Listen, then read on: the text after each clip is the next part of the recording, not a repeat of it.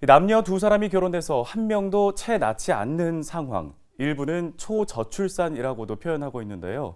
저출산의 위기를 극복하기 위해 투입된 예산 어마어마합니다. 네, 15년 동안 정부가 저출산 고령화 관련 예산으로 편성한 돈이 300조 원이 넘습니다. 해마다 관련 예산은 늘고 있는데 역설적이게도 출산율은 갈수록 하락하고 있습니다. 박근수 기자가 보도합니다. 골목에서 아이 소리가 나지 않는다. 노인들만 남았다. 지역 곳곳에서 특히 농촌 지역에서 많이 나오는 말입니다.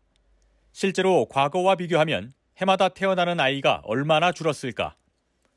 1970년 출생아 통계 작성 이후 국내 출생아 수는 전반적인 하향세입니다.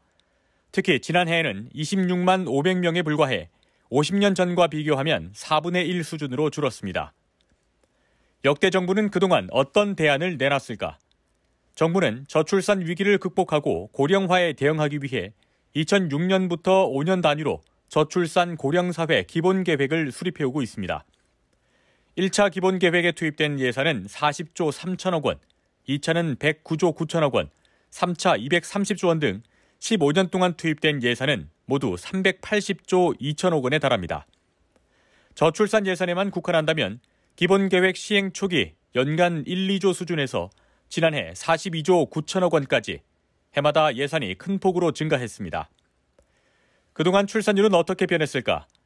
이 기간 합계 출산율은 1차 기본계획이 추진되는 동안 미미하게나마 오르던 것이 2018년에는 처음으로 1명 미만으로 떨어졌고 지난해에는 합계 출산율이 0.81명을 기록했습니다. 저출산 예산이 밑빠진 독에 물붓기라는 지적이 나오는 이유입니다.